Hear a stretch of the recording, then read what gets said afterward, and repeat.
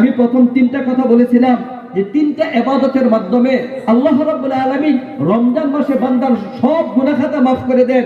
তার মধ্যে একটা বলেছিলাম, যেই ব্যক্তি লাইলাতুল কদরের রাত্রিতে ঈমানের সাথে সওয়াবের আশায় আল্লাহর ইবাদত করবে, আল্লাহ রাব্বুল আলামিন ওই ব্যক্তির জীবনে পূর্ববর্তী সমস্ত গুনাহ খাতা মাফ করে দেবে।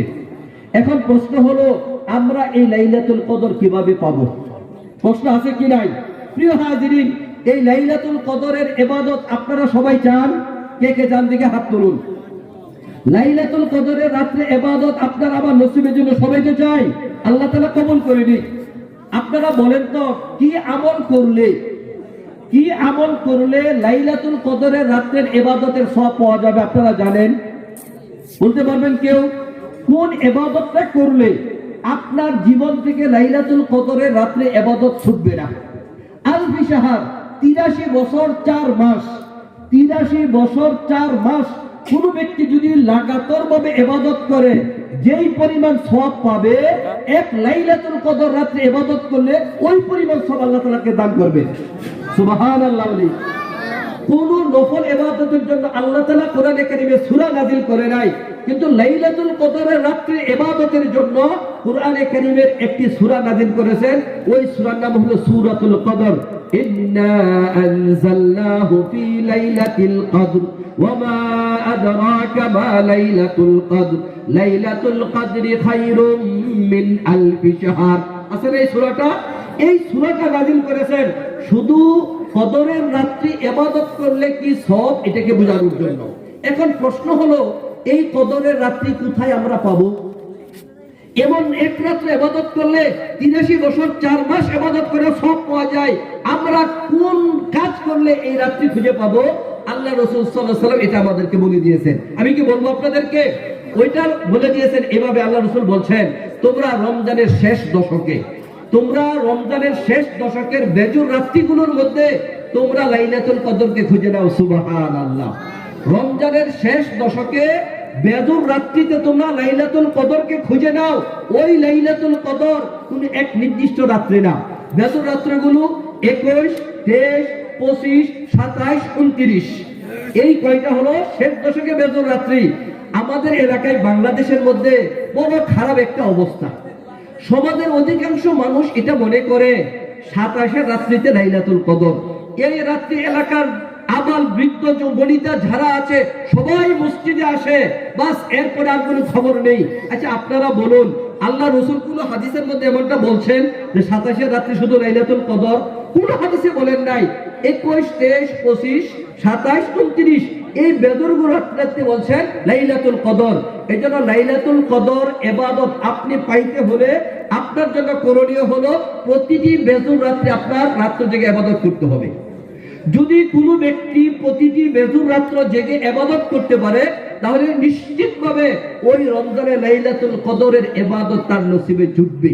কিন্তু দুঃখের বিষয় হলো, প্রতি রাত্রে আমাদের দ্বারা এরকম ভাবে সারা রাত জেগে ইবাদত করা সম্ভব নয়, ঠিক কিনা বলুন?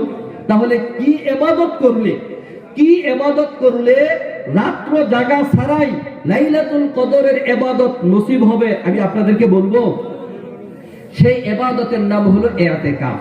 সেই ইবাদতের নাম হলো কি? ইতিকাফ।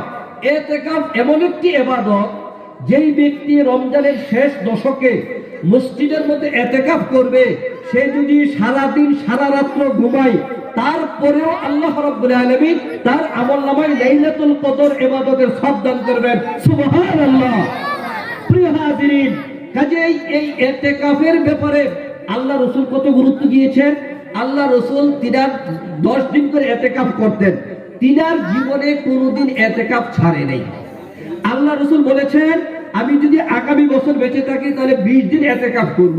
তিনি যতদিন রমজান পেয়েছিলেন 10 দিন করে প্রতি শেষ দশকে তিনি ইতিকাফে বসছিলেন। আমরা কেমন আশিকে রাসূল দেখুন। আমরা অনেকেই নিজেদেরকে একথা বলি আমরা রাসূলকে ভালোবাসি। আল্লাহ রাসূল তিনার জীবনে যেই কাজ কোনোদিন ছাড়ে নাই, আমরা কেমন আশিকে রাসূল ওই কাজ জীবনে কোনোদিন করি নাই, ঠিক কিনা বলুন?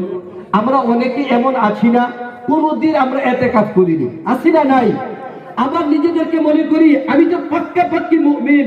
মনে রাখবেন, প্রথমত ইতিকাফ হলো সমাজের জন্য সুন্নতে মুআক্কাদা, কিফাইয়া।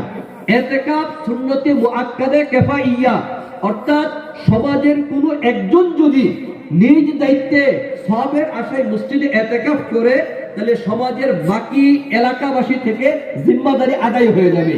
আর যদি সমাজের মসজিদের মধ্যে কোনো একজন মানুষও ইতিকাফে না বসে, তাহলে সুন্নতে মুআক্কাদাকে ছেড়ে দেওয়ার যেই গুনাহ, সমাজের সবাই গুনাহগার হবে।